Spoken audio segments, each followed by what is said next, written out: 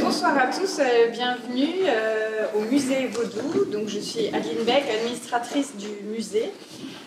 Nous sommes heureux ce soir d'accueillir une conférence en partenariat et proposée par l'association du CERAG. Je vais laisser tout à l'heure la parole à son président. Ce soir, donc, pour cette conférence, nous le faisons bien sûr dans le cadre de la Journée nationale des mémoires de la traite, de l'esclavage et de leur abolition. Et nous avons le plaisir de recevoir monsieur Max Orville, qui est directeur d'école, homme politique de Martinique et député européen, ainsi que Jean-Yves Anézo, qui est conférencier au musée, auteur et ethnologue, pour une conférence qui se nomme La Feuille, l'esclave, la République et l'Europe en Outre-mer. La thématique a été un peu sportive à trouver, mais on a trouvé dans le domaine de compétences de nos deux conférenciers et on est ravis. Je vous inviterai juste à éteindre vos téléphones portables pour pas qu'ils dérangent durant la conférence. Tout à l'heure, on aura un petit temps de restauration et de partage offert par le CERAG. Et vous pourrez bien sûr poser vos questions. Donc, je laisse la parole maintenant à monsieur le président de l'association du CERAG, s'il veut dire un mot sur l'association. Messieurs, dames, bonsoir. C'était pas prévu que je prenne la parole, mais enfin, disons, il est question quand même de présenter le CERAG. Le CERAG est une association créée le 21 mai 1989 à Strasbourg. Ce sont de jeunes Guyanais, Martiniquais, Guadeloupéens qui ont créé cette association. Et voilà, depuis quelques années, nous faisant pas mal de manifestations sur le plan à Strasbourg et naturellement outre-Rhin. Il nous arrive de construire, par exemple, nous avions réalisé le 150e anniversaire de l'abolition de l'esclavage il y a à peu près en 98. Et là maintenant, nous essayons de réaliser pas mal de manifestations telles que bientôt, nous avons réalisé avec monsieur Capot une conférence sur, bien sûr, l'esclavage. D'autre part, on a bientôt à la Bibliothèque nationale universitaire une manifestation, naturellement, sur, toujours un petit peu sur l'esclavage, mais avec... tu peux me rappeler ?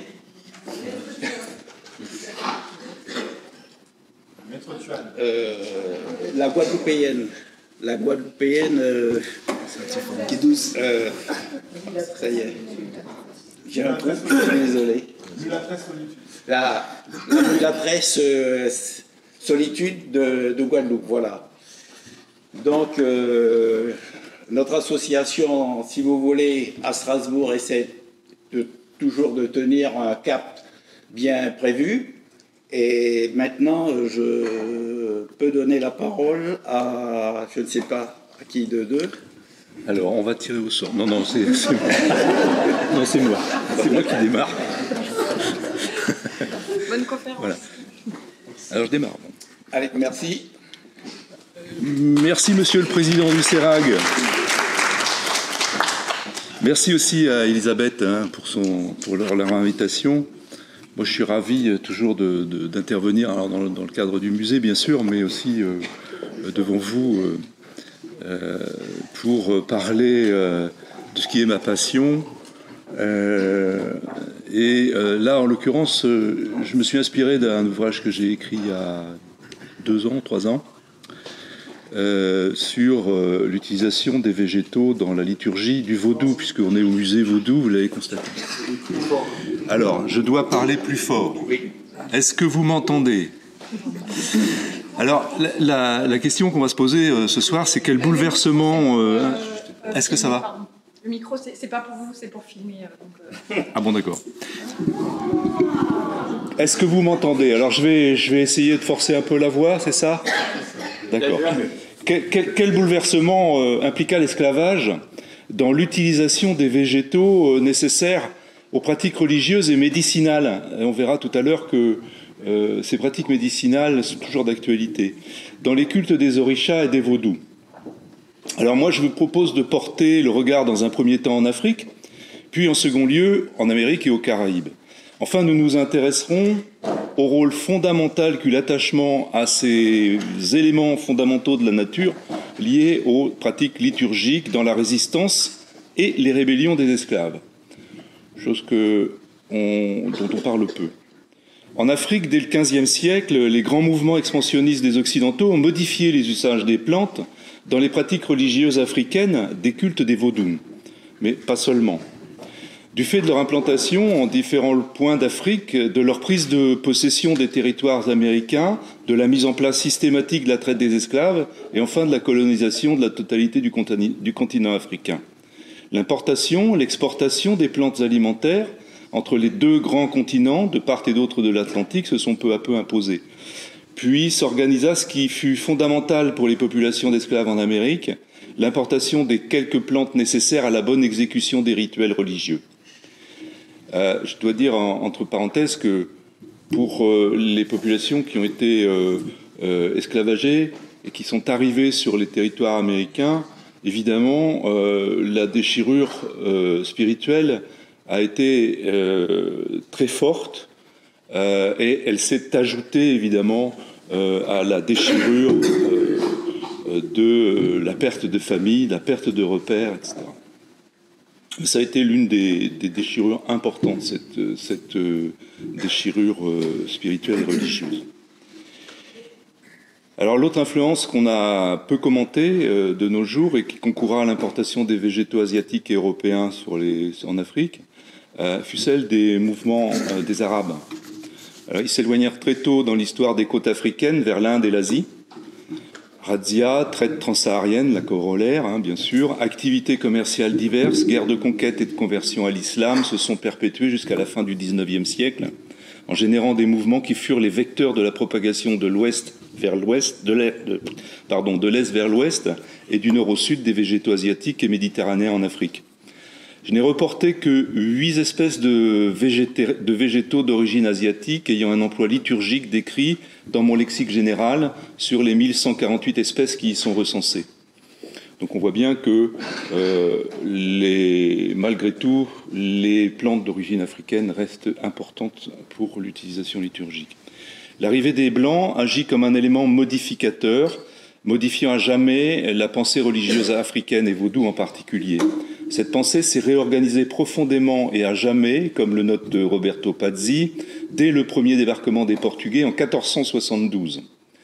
L'organisation religieuse elle-même, dit-il, en a subi une restructuration portant à la fois sur la création d'un nouveau vaudou de la mer, Avlekete, chargé du drapeau des étrangers, et sur l'élargissement à l'espace atlantique de l'ancienne puissance des eaux fluviales, Agboué. Même l'essence de la pratique divinatoire doit être modifiée profondément. Un grand dérèglement, paradoxalement chargé de nouveautés et de richesses, allait intervenir, puisque les Portugais reviennent comme ils l'avaient promis, et Pazzi ajoute, cette fois, avec beaucoup de présents, étoffes, outils aratoires, graines de toutes sortes de plantes, ils en recommandèrent la culture, avec promesse de revenir encore pour en acheter les produits. Le chef d'un groupe Hadja, alors les Hadja c'est une population très importante sur la côte de Guinée, les côtes du Togo et du Bénin, du nom de Kpotsi, venu de Tado, donc Tado a été la capitale des Hadja, implanté sur la côte non loin de l'actuel Grand Popo au Bénin, donc pour ceux qui connaissent la région, sema ses graines au village d'Agoué. Selon Pazzi, toujours, le nom de ce village signifie « jardin potager et à fruits ». À cause des fruits nombreux et variés qu'on y récoltait, des plantes et des arbres apportés par les Européens. Dès que leurs navires et leurs avancées dans les domaines de la navigation maritime et de la construction de navires leur ont permis de parcourir tous les océans, les Européens ont implanté des espèces végétales du monde entier capables de s'acclimater. L'intrusion occidentale, suivie de l'organisation systématique de la traite atlantique et de ses conséquences dans la production massive d'esclaves, d'une part, du partage et de la colonisation des territoires sur les grandes nations européennes, d'autre part, générera de manière quasi instantanée les échanges transatlantiques des végétaux et coïncidera en conséquence avec l'arrivée progressive de plantes d'Amérique tropicale sur le continent africain, dont maintenant d'ailleurs... Quand on va au Bénin, au Togo, et qu'on parle de certaines plantes d'origine d'origine sud-américaine, pour les Africains, sont des plantes africaines. Voilà. Selon les mythes d'origine des Yoruba, donc ça veut dire qu'elles ont été parfaitement intégrées à la fois dans les pratiques alimentaires, mais également dans les pratiques liturgiques et médicinales pour certaines. Selon les mythes d'origine des Yoruba, donc Yoruba, peuple du Nigeria, migrant vers le Bénin et le Togo, rappelle Ming Anthony et Angela Luning, les plantes sont directement issues du monde des dieux, nommées par eux et porteuses d'un pouvoir d'un achet divin.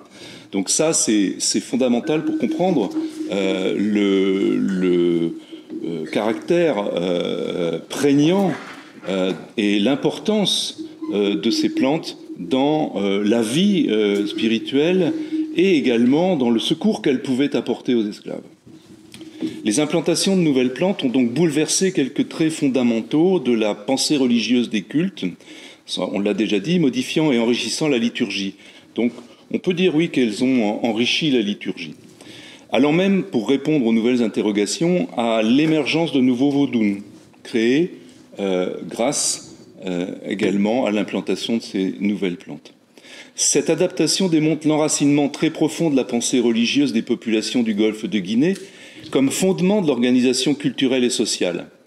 Elle atteste de plus, malgré 5 siècles de diabolisation violente, de la forte plasticité de cette pensée, ainsi que de sa capacité à lutter contre l'emprise d'autres influences religieuses. On a souvent l'image d'un vaudou mort, d'un vaudou qui n'existe plus. Or, c'est une religion qui est très suivie, à la fois en Afrique et notamment au Brésil. Cette volonté manifeste des envahisseurs blancs de briser et significative d'une incompréhension patente du système de pensée vaudou, dans lequel tout s'imbrique, mais aussi, sans doute, significative de la prescience que cette religion constitue la base solide d'une culture profondément enracinée et rebelle, du fait des rassemblements collectifs qu'elle nécessite. Imaginez bien qu'il n'était pas question pour les esclaves, et on verra quand on va parler de l'Amérique, de se réunir pour vénérer les vaudous qui restaient quand même dans leur mémoire. Alors, donc, tout constitue ici l'ensemble des éléments animant le monde par leur pouvoir d'essence divine. Tout constitue l'ensemble des éléments animant le monde par leur pouvoir d'essence divine, s'organisant en système dans lequel le règne végétal et la nature dans son ensemble occupent une place majeure. Ce système, par les réponses qu'il apporte à ses adeptes, est le système d'une pensée élaborée, d'une véritable conceptualisation du monde. En Afrique, ces bouleversements ont touché irrémédiablement les cultes, mais, loin de les appauvrir, l'arrivée de nouvelles espèces végétales a en quelque sorte et paradoxalement apporté un souffle nouveau aux usages liturgiques et thérapeutiques. On peut dire que l'apport massif de plantes nouvelles a enrichi les rituels magico-liturgiques et magico-thérapeutiques originels. J'ai recensé 30 espèces américaines employées pour des utilisations liturgiques connues et décrites sur les 1148 espèces recensées dans mon lexique général. On constate donc que l'essentiel des emplois magiques, liturgiques et médicinaux reste réservé aux plantes africaines, bien qu'on recense parmi ces plantes venues des Amériques des monuments de la liturgie, tels que le prunier monbain, le pourpier tropical, les brèdes mafanes, les pépéromies, etc. Très tôt apprécié par les Africains, car bien meilleur que ce qu'ils fumaient auparavant, le tabac, fabriqué et aromatisé par les Portugais, cultivé au Brésil, était débarqué en Afrique comme monnaie d'échange dans le trafic d'esclaves. Dès leur arrivée sur les côtes du golfe de Guinée, nous l'avons évoqué, les Portugais ont développé le commerce avec les populations autochtones. Des forts commerciaux sont très tôt implantés tout le long des côtes, accompagnés d'une kyrielle de missionnaires, de soldats, de commerçants, d'ouvriers de différents corps métiers, de marins et d'aventuriers. Portugais d'abord, puis français, anglais, hollandais, ayant comme but essentiel de permettre aux navires en route vers les Amériques de faire escale pour s'approvisionner en esclaves. Les légumes et fruits locaux n'entrant pas dans les habitudes alimentaires des Européens, la nécessité d'y tenter l'implantation d'une production légumière et fruitière européenne a très vite paru primordiale. Les abords du fort de Ouida, qui contrôlait dès le début du XVIIIe siècle la traite négrière, sur la côte des esclaves, y comportait plusieurs surfaces substantielles de jardins. Mais à ces plantations d'espèces européennes se sont ajoutées très rapidement toutes les espèces originaires des nouvelles terres conquises. Ces jardins servirent donc de terrain d'essai en perspective de l'implantation d'espèces européennes, asiatiques et américaines. Entretenus par des esclaves adultes et enfants des deux sexes, il est inévitable de penser que des échanges, graines et plants, se firent avec les populations de la ville et des alentours. D'autres plantes importées sur le continent africain auront une importance alimentaire et économique majeure. Le maïs, la tomate, la noix de cajou, le piment, la cacahuète, etc., auxquels nous pourrions ajouter également l'arbre à calebasse venu du Mexique, et donc qui lui son fruit entre vraiment dans la liturgie du vaudou, puisque la calebasse représente le monde, en fait, l'univers. Dans les fruits trouvent des utilisations domestiques, symboliques et rituelles nombreuses. Pensons également à la patate douce, au manioc, au manguier, au coton. Enfin, l'ananas, qui s'est répandu sur toute l'Afrique de l'Ouest après que Christophe Colomb le ramena de la Guadeloupe lors de sa deuxième expédition à la fin du XVe siècle, 1493. On ne trouve à la canne à sucre que peu d'utilisation dans la liturgie africaine, hormis pour son dérivé, le sucre, utilisé aujourd'hui comme offrande à l'intention de certaines divinités. Cependant, l'acclimatation en Amérique de la canne à sucre originaire d'Asie, répandue par les Arabes et autrefois cultivée en Turquie et en Espagne, l'industrialisation des produits de sa culture, rhum et sucre, a indirectement mais fortement, tout comme celle du tabac, bouleversé la pensée religieuse vaudoune. L'emploi d'un grand nombre d'esclaves dans les plantations en Amérique et aux Caraïbes, et donc l'augmentation de la demande, engendra l'accentuation du trafic et des captures d'esclaves. Ce qui, par conséquent, accentua la montée en puissance de la traite atlantique jusqu'à la fin du XIXe siècle.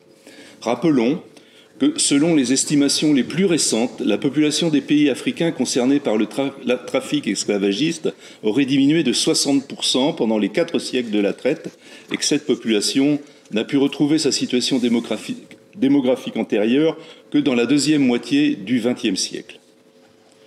Je vais boire à votre santé. Maintenant, dirigeons-nous vers les Amériques. La connaissance des vertus et des rôles des plantes dans les rituels magico-thérapeutiques et magico-liturgiques s'est beaucoup appauvrie parmi les populations d'esclaves. Évidemment, on ne leur demandait pas d'emmener une besace avec les plantes africaines pour perpétuer leur rituel religieux. Du fait des pratiques esclavagistes en interdisant l'exercice. En outre, les espèces végétales qui y sont présentes ne représentent qu'une part infime des espèces employées en Afrique. Ming Anthony et Angela Luning encore rappellent que cette perte a provoqué entre autres une restructuration clandestine des cultes et a bouleversé le mode traditionnel de transmission du savoir. Cette constatation est fondamentale pour comprendre le rôle indirect des plantes dans les futures rébellions et révoltes des esclaves. Par exemple, la transmission du culte géomantique de Fa a été rendue impossible par les circonstances de l'esclavage.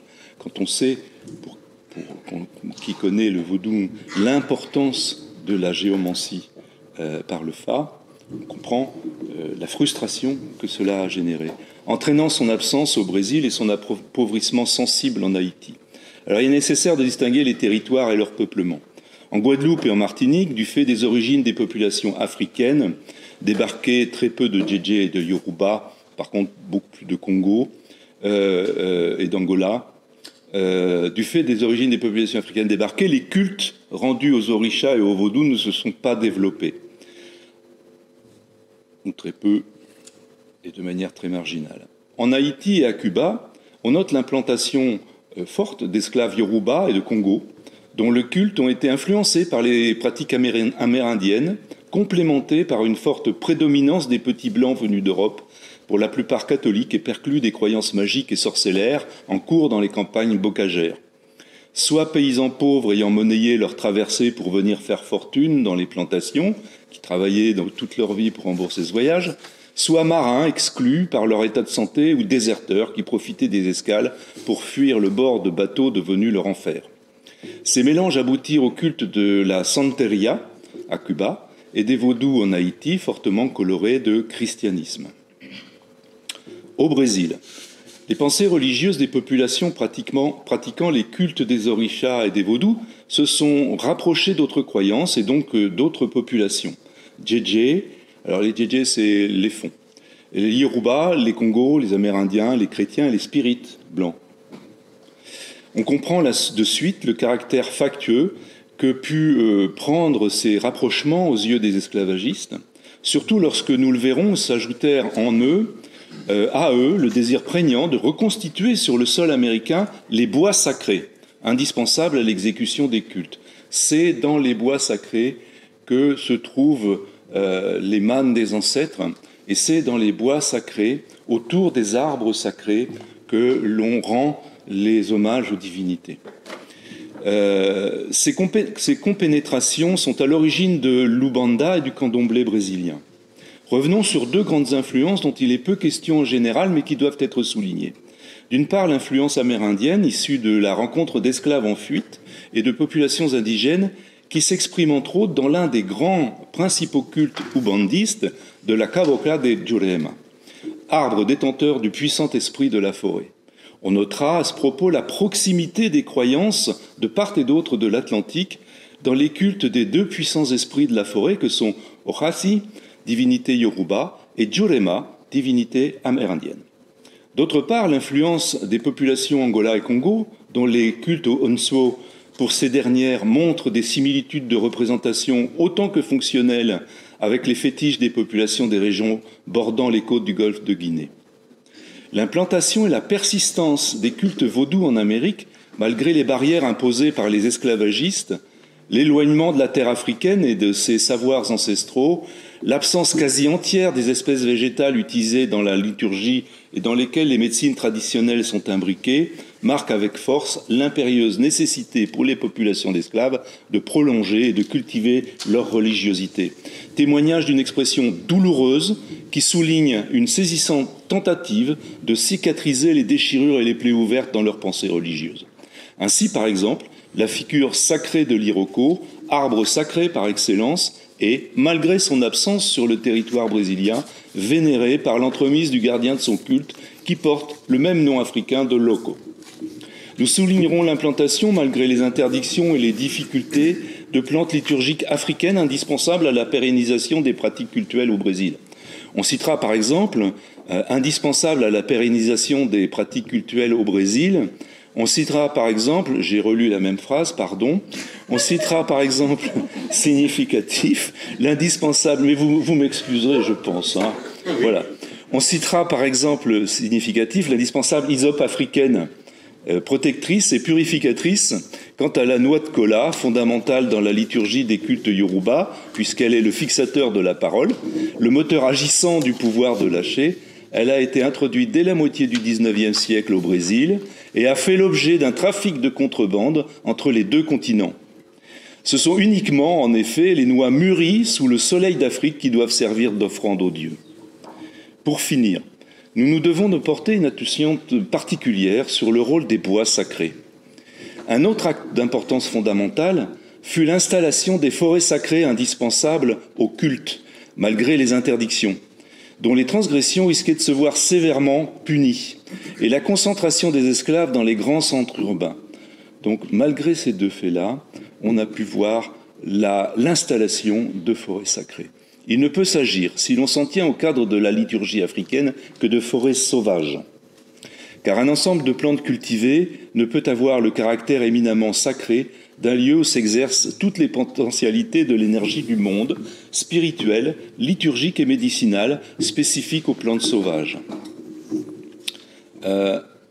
Pour faire une petite parenthèse sur les cultes urbains, il y a eu des aménagements.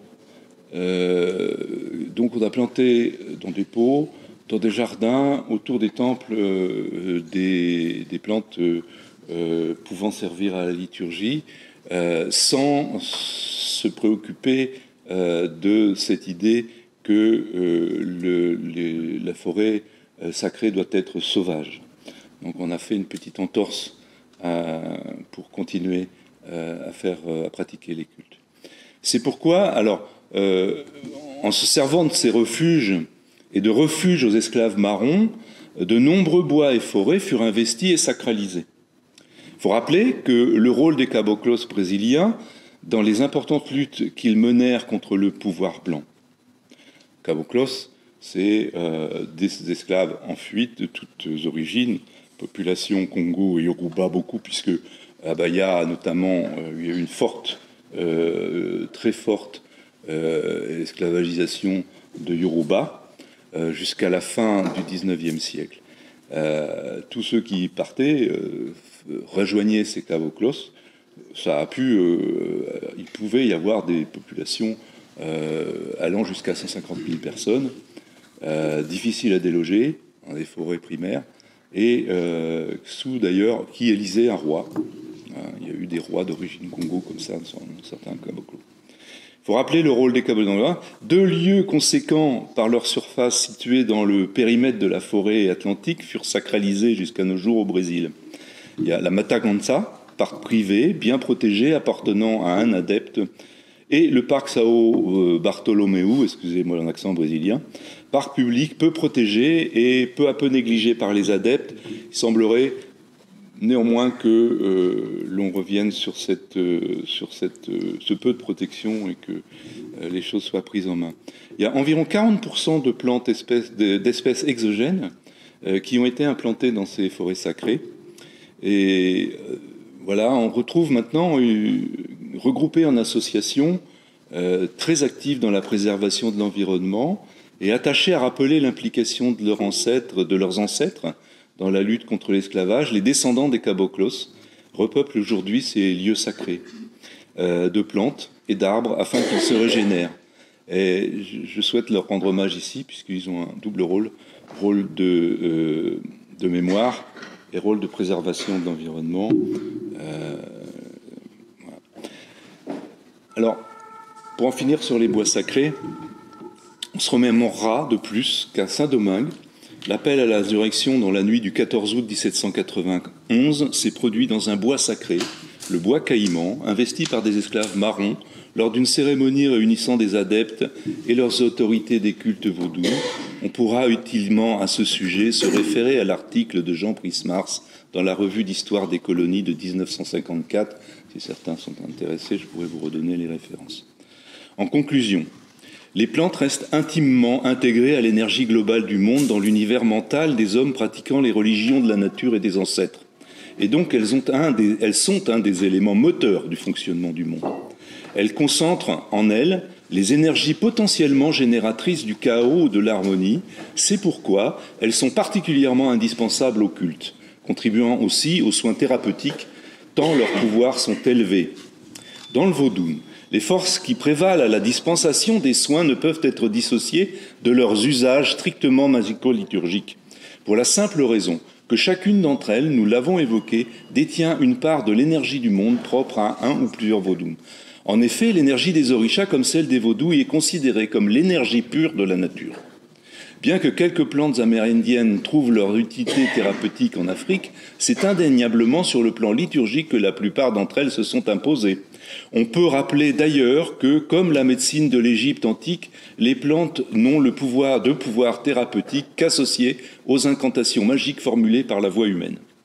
Les pénuries de médicaments liées à la pandémie du Covid et à la pauvreté ont relancé l'usage thérapeutique traditionnel des plantes dans certains pays très pauvres, comme Cuba ou d'autres pays d'Amérique latine. Je profite de ce moment pour mettre en garde contre les charlatans qui se réclameraient du vaudou. En France, il n'y a pas de lieu de culte de vaudou africain et le seul lieu de culte dédié aux orishas est situé au temple Oumandis de Paris. Pour terminer, nous voyons à quel point l'usage des végétaux sacrés et la nature sacrée des forêts utilisées dans les cultes eurent une fonction prépondérante dans la résistance aux tentatives d'acculturation des peuples déracinés. Au Brésil, plus de 90% du corpus végétal yoruba manquait. Ailleurs, la perte des matériels végétaux s'est également fait sentir. Malgré cela, malgré toutes les autres contraintes imposées par leur situation d'esclaves, une réorganisation adaptée des cultes conduisant à leur réinvention a été opérée. 3 grandes tendances marquent l'implantation des cultes dans la gestion des plantes sacrées et le vecteur fondamental. En Afrique, adopter de nouvelles espèces inconnues. Dans les territoires d'exil, retrouver coûte que coûte les mêmes plantes liturgiques qu'en Afrique et leurs ressemblantes. Sur les 2 continents, tenir tête, ne pas céder, maintenir ce lien sacré que l'esclave africain et plus tard ses descendants, comme tous les êtres humains, sont en droit de maintenir en héritage avec la très riche culture de leurs ancêtres et avec leurs origines, afin d'inventer un avenir qui leur soit propre, en affirmant, où qu'ils se trouvent, être des citoyens reconnus à part entière, instruits de leur culture, libres et respectés. Et maintenant, je vous remercie et je vais passer la parole à Marcel.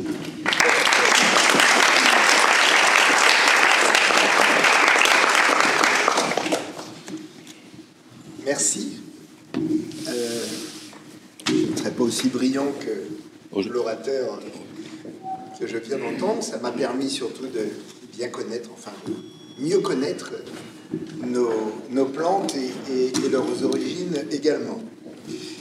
Permettez-moi, avant de commencer, donc, de remercier bien sûr l'association du CERAG qui m'accueille ce soir.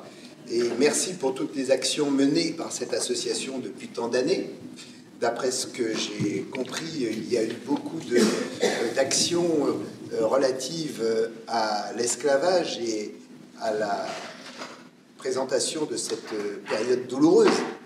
Donc ce soir, je vais essayer de ne pas vous décevoir en vous livrant une perception tout à fait historique. Je l'ai appelé, le sujet de cette conférence, c'est la République émancipatrice. Et donc, vous jugerez sur pièce.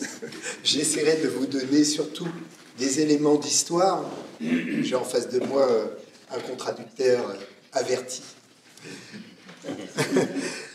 Bien, nous sommes donc aujourd'hui le 10 mai. C'est le jour et le mois de la commémoration de la traite et de l'esclavage et de leurs abolitions. En effet, je dis des abolitions car, comme vous le savez, elles diffèrent et divergent selon les territoires. 7 dates sont reconnues au moins. Enfin, tout se passe à peu près au mois de mai. On est au moins d'accord là-dessus. Alors, le problème qui se pose dès lors que l'on commémore un événement, c'est de savoir si la mémoire que l'on se forge de cet événement est conforme au sens qu'il prenait au moment où il a eu lieu et où que lui donnaient les acteurs l'ayant rendu possible. En d'autres termes, détourner un événement de son sens initial revient à l'instrumentaliser, ce que tout historien honnête ne peut tolérer, quand bien même le sens de cet événement ne répond pas à ses aspirations en tant que citoyen. Depuis qu'elle est commémorée à la Martinique et dans les autres territoires, l'abolition de l'esclavage n'échappe pas à cette instrumentalisation tendant à lui conférer des visées séparatistes, alors qu'en réalité, chez les abolitionnistes français, et surtout pour les esclaves se rebellant, l'émancipation n'a jamais été rattachée à un quelconque projet nationaliste ou séparatiste, mais assimilationniste, sous l'égide de la République, car porteuse de valeurs émancipatrices. Comme le souligne l'historien martiniquais Édouard de Lépine, dont on ne peut pas suspecter, je le connais personnellement, d'être un assimilationniste, il disait « Le 22 mai n'est pas un soulèvement contre le pouvoir et la République, mais contre ceux qui retardent l'application à la Martinique des lois de la République. »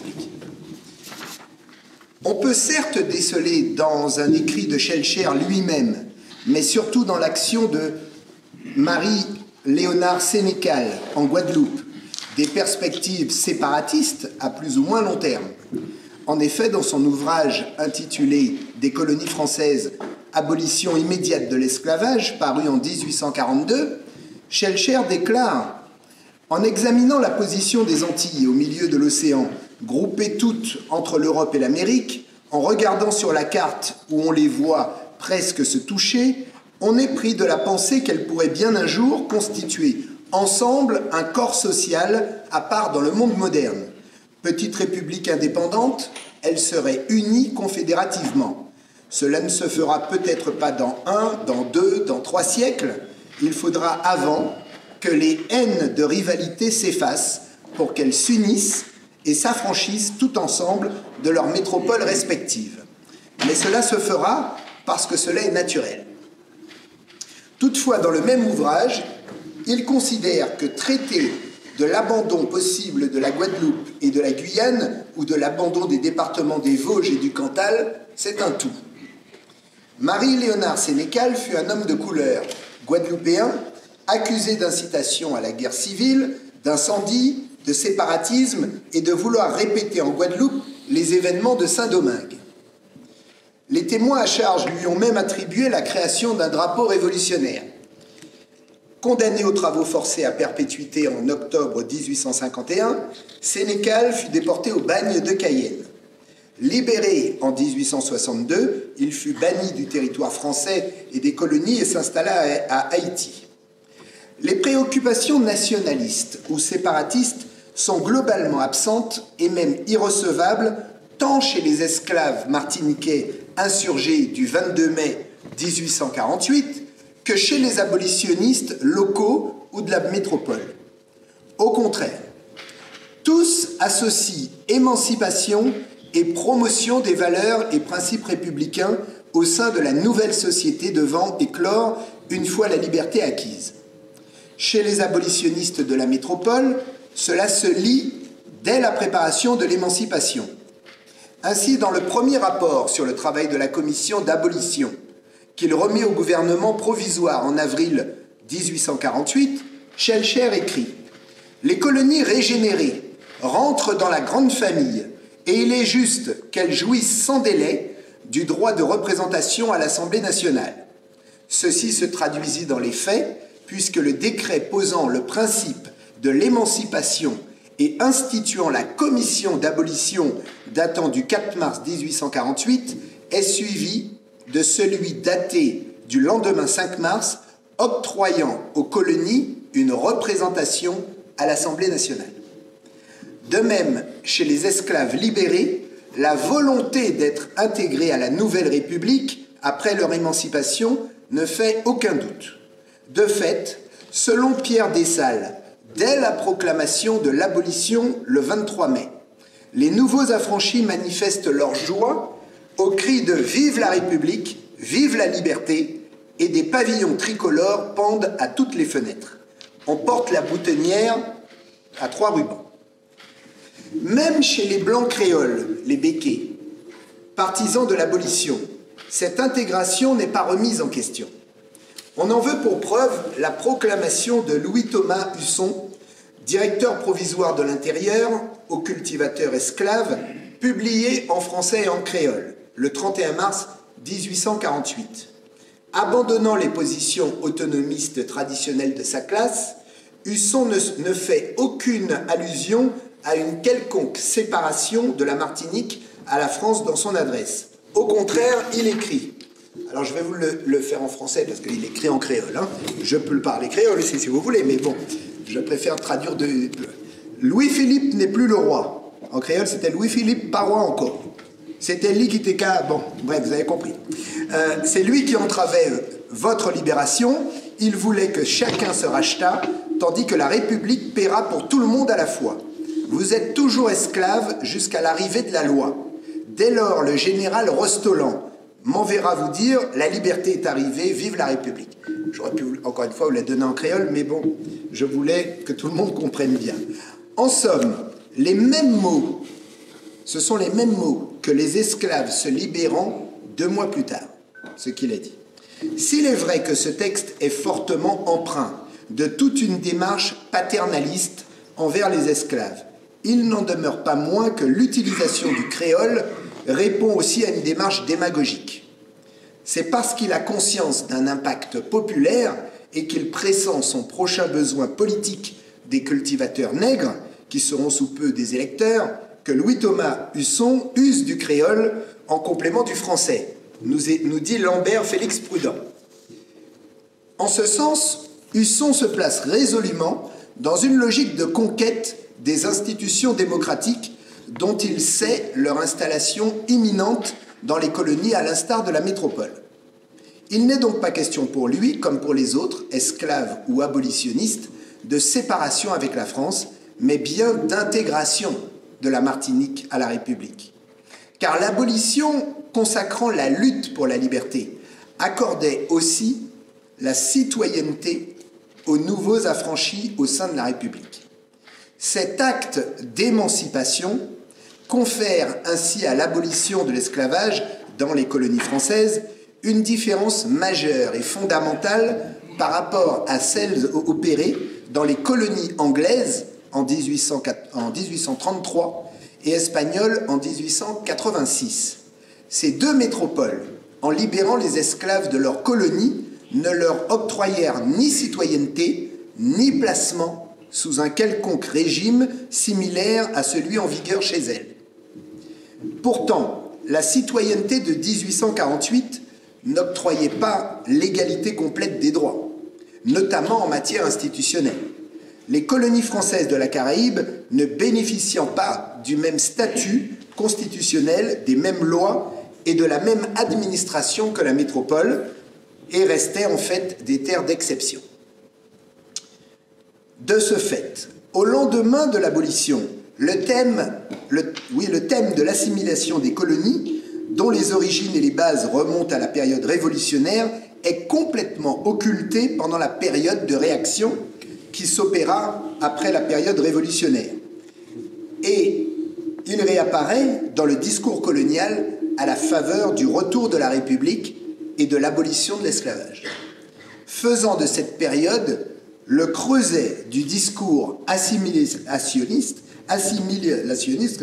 qui marqua le débat politique en Martinique jusqu'en 1946.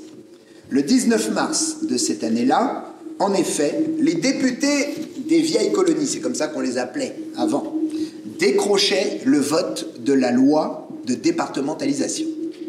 Cet événement marquait l'aboutissement de plus d'un siècle, non seulement de revendication de l'assimilation, comme on désignait à cette époque la départementalisation, mais aussi d'application d'une politique assimilationniste menée par le pouvoir central, dont l'objectif était d'appliquer les valeurs et principes républicains au sein de ces vieilles colonies.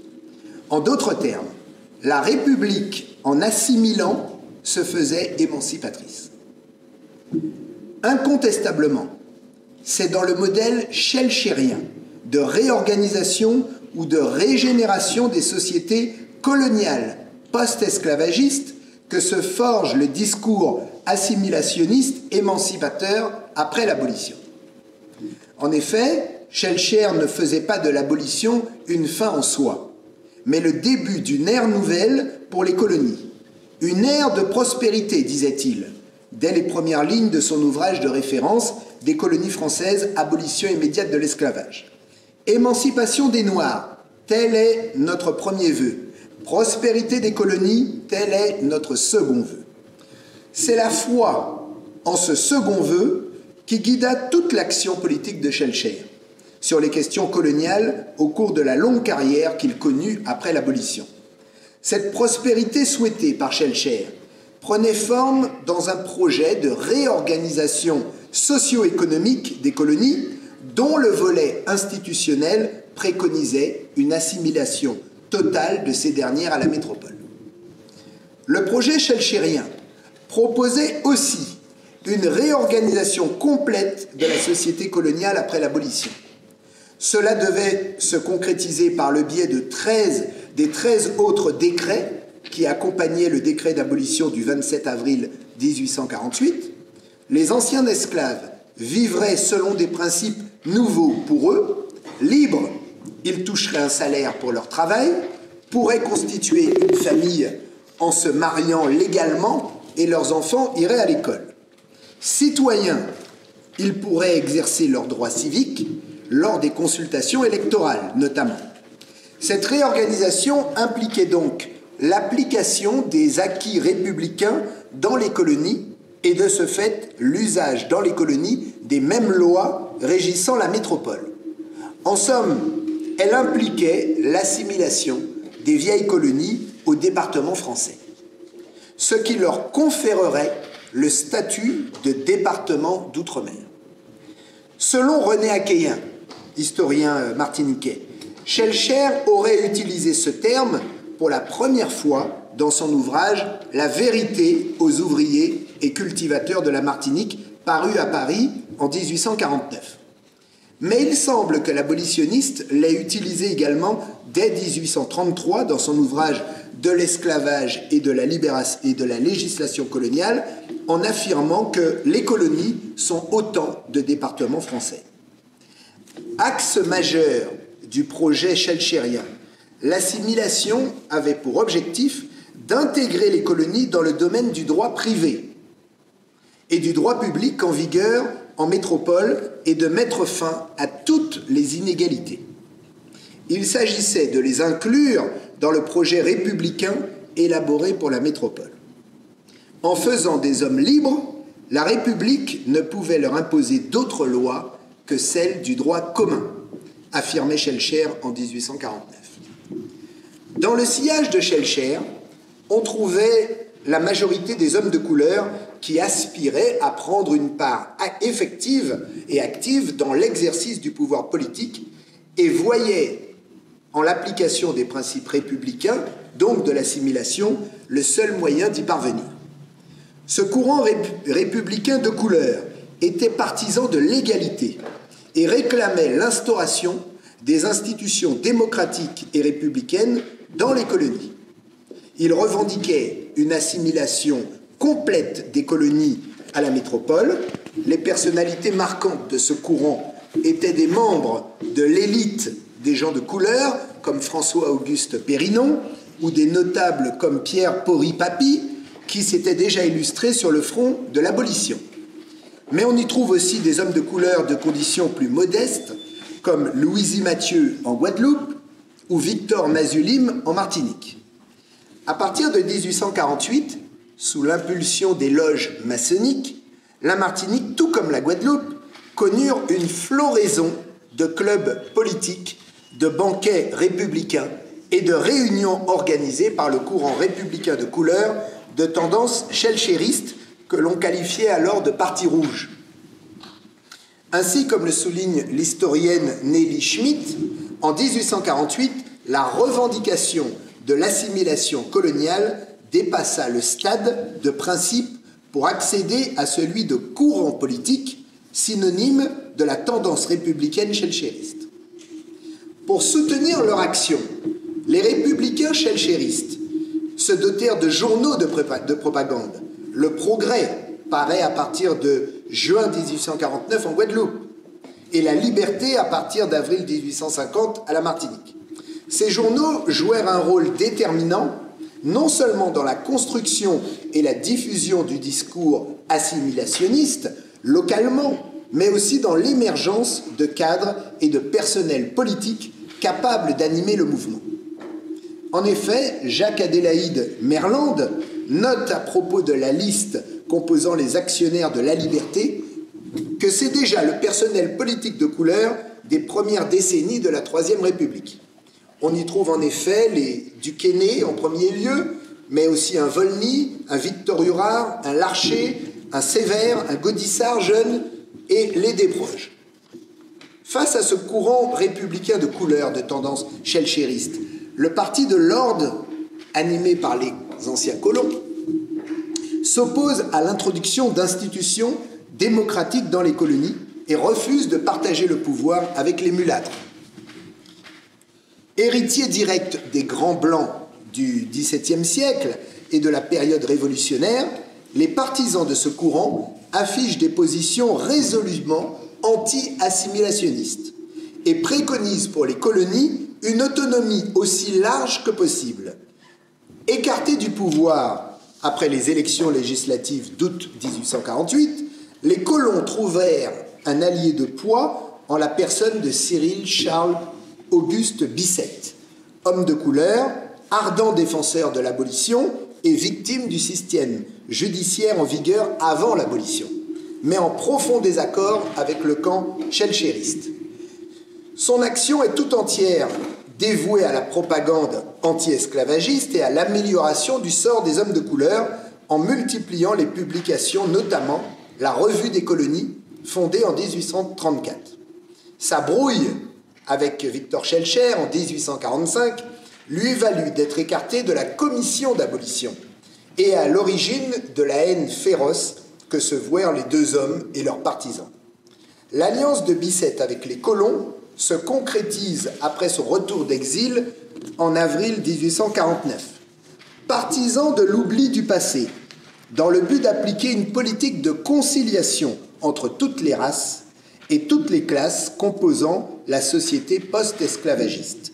Il multiplie les rencontres avec les colons et se réconcilie même avec ceux qu'il avait autrefois combattus.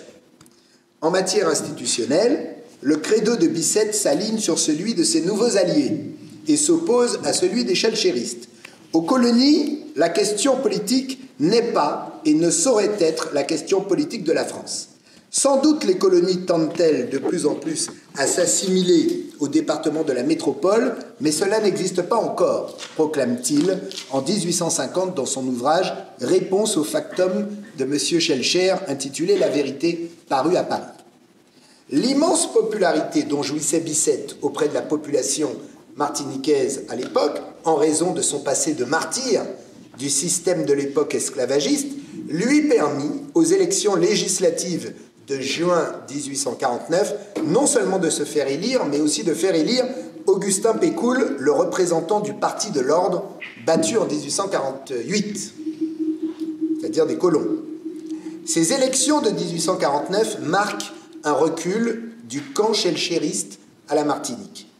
Pourtant, la brusque accélération de son histoire, en 1848, y permet la mise en place de tous les fondements du discours assimilationniste.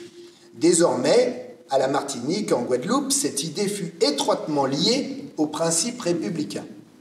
Localement, en effet, c'est depuis cette période que les principaux partisans de la doctrine assimilationniste se retrouvent dans les rangs des républicains avec toutes les nuances que suppose cette appellation. Toutefois, pour ceux-ci, l'assimilation ne répondait pas seulement à l'instauration d'un statut juridique calqué sur celui de la métropole, mais surtout complétait la liberté octroyée lors de l'abolition de l'esclavage avec l'égalité, synonyme de la vraie émancipation. L'assimilation symbolisait en effet l'accession à l'égalité des droits, principe républicain fondamental que le pouvoir central n'avait pu, n'avait su ou n'avait pas voulu mettre en place, mais qui devait conduire au renversement de l'ordre ségrégationniste qui perdurait dans les Antilles malgré la disparition de la société esclavagiste. Sous la Troisième République, 1870-1940, la revendication de l'assimilation et l'application de la politique assimilationniste trouvèrent leur expression la plus complète.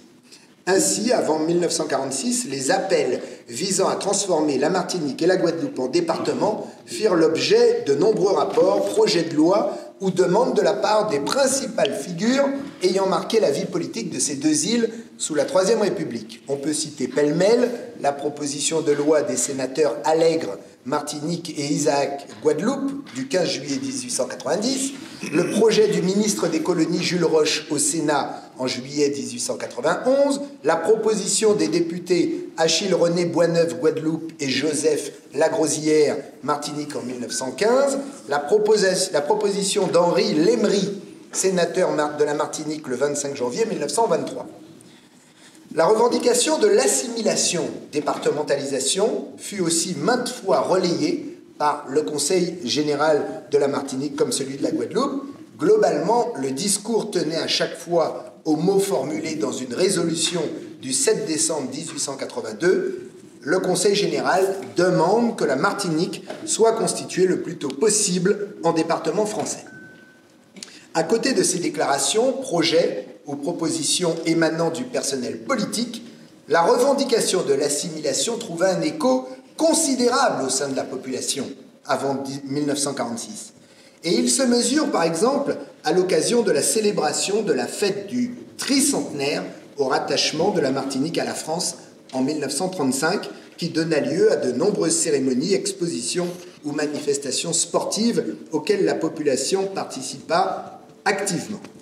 Véritable explosion populaire assimilationniste, l'esprit qui régnait lors de la fête du tricentenaire se résume fort bien dans ce passage du numéro spécial du bulletin de la Chambre de commerce, titré pour l'occasion « La Martinique se sent française d'une manière absolue, sans réserve, jusque dans les replis les plus secrets de son âme.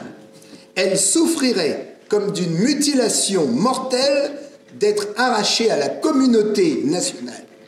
Elle ne conçoit l'existence que dans le sein de la mère patrie. » Pas moi qui l'ai écrit.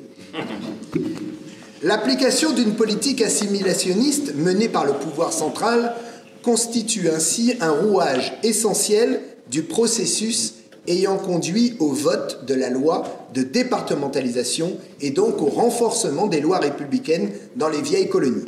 Fidèle héritière des régimes républicains précédents, la Troisième République se plaça dès son avènement dans une logique d'intégration des vieilles colonies à la métropole qu'elle maintient tant qu'elle dura. Le fonctionnement et les attributions des institutions martiniquaises, Conseil général, communes, Guadeloupe c'est pareil, connurent alors des mutations fondamentales tendant au rapprochement avec celles de la métropole. En outre, c'est en appliquant dans ces territoires les principes démocratiques et ses prolongements, suffrage universel, représentation parlementaire, instruction et information, que cet assimilationnisme se démontra. Dans les vieilles colonies, les deux piliers de l'idée démocratique, suffrage universel et représentation parlementaire, furent posés presque simultanément à l'avènement de la Troisième République. Je rappelle que, tout à l'heure je vais le rappeler, les principes de base de la démocratie jetés, la Troisième République se consacra à la... ça j'ai déjà dit, pardon. Moi aussi je fais comme vous. En matière d'instruction, ça devient contagieux, les grandes lois scolaires élaborées par Jules Ferry, hein, qui pas très loin, fondant l'école républicaine en France, sont appliquées à la Martinique de manière complète et presque simultanée. En matière d'information, la loi sur la liberté de la presse du 29 juillet 1881 fut étendue aux colonies par son article 69. L'application de cette loi eut pour conséquence de faire fleurir à la Martinique une presse active, jouant un rôle central dans la vie politique du pays sous la Troisième République. Ce développement de la presse constituait un puissant vecteur de l'idée de l'assimilation à la Martinique, non seulement en contribuant à véhiculer un mode de vie à la française, mais surtout en faisant la promotion de cette idée sur laquelle un compromis, sinon un consensus, existait entre les différentes forces politiques. Sur le plan des libertés publiques, l'assimilation fut là encore effective et totale.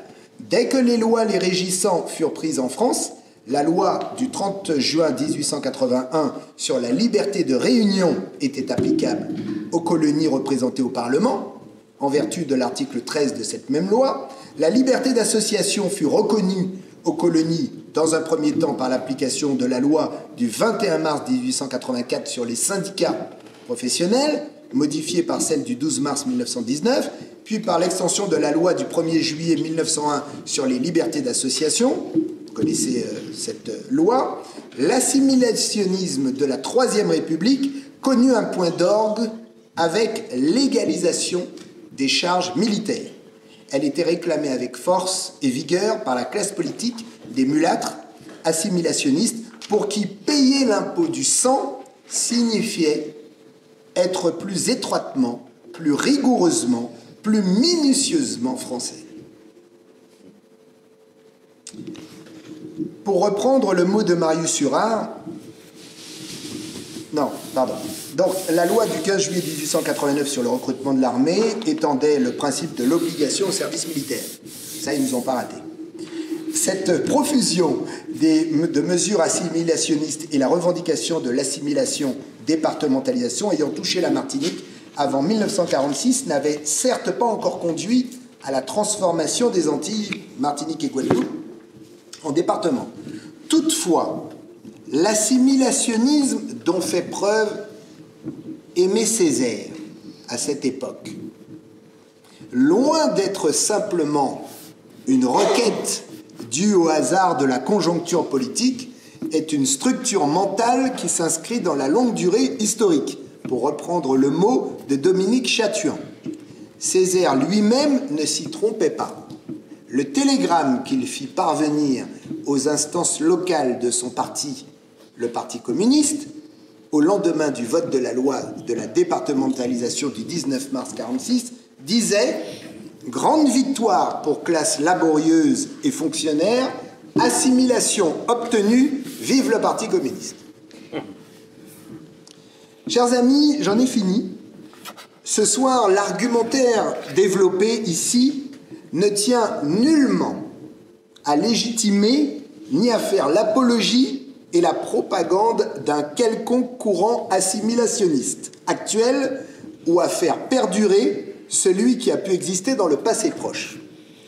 Il vise plutôt à rétablir des vérités sur les objectifs poursuivis à l'époque par les partisans de l'abolition de l'esclavage et les esclaves eux-mêmes au moment de leur lutte. Il participe d'une démarche plus globale de lecture que j'espère honnête de l'histoire de la Martinique que je connais bien et de la Guadeloupe, aspirant à faire le peuple qui l'habite se connaître lui-même, sans qu'il ne tombe dans l'autodénigrement que lui a inculqué des schèmes mentaux lénifiants du colonialisme, mais sans non plus qu'il ne verse dans le nombrilisme incandescent que tente de lui imposer le courant extrémiste du nationalisme local, frustré d'un passé durant lequel le combat pour la liberté et l'égalité à la Martinique, à la Guadeloupe, en Guyane, a emprunté d'autres voies que celle de la lutte armée, contrairement par exemple aux cas cubains, jamaïcains, surinamiens ou haïtiens. Mais cet argumentaire vise aussi à affirmer que la promesse de Schellcher, écrite en lettres de feu sur le rapport précédant le décret sur l'abolition de l'esclavage, c'est un rapport qui se trouve au Sénat et qui dit ceci: la République reconnaît les crimes commis envers ces malheureux qui les enleva jadis de leur terre natale en leur donnant pour patrie la France et pour héritage tous les droits du citoyen français. Par là, la République réaffirme ses valeurs, son éternelle devise, liberté, égalité, fraternité. Et je crois que cette devise demeure toujours d'actualité. Aujourd'hui, pouvons-nous affirmer que tout est accompli? Maintenant, c'est Max Corville qui parle. À l'évidence, non. Des progrès restent à faire. Il convient donc de répéter inlassablement et de revendiquer fermement ces promesses, j'ai envie de dire ces engagements, non en quémandeur, mais comme un dû, comme des droits inaliénables. C'est tout le sens de la promesse schellcheroise quand il évoque que les esclaves abolis et leurs descendants disposent comme héritage de tous les droits du citoyen français. Martin Luther King, dans un discours célèbre que tout le monde connaît, le disait à sa manière: le chèque de l'égalité, de la fraternité, demeure pour beaucoup de nos compatriotes encore sans provision. Mon combat, comme parlementaire, et tout simplement comme citoyen français, est de faire reconnaître pacifiquement, mais fermement, cet engagement écrit en lettres de feu, pris par la République en 1848, au moment de l'abolition de l'esclavage, que nous commémorons ce soir. Je vous remercie.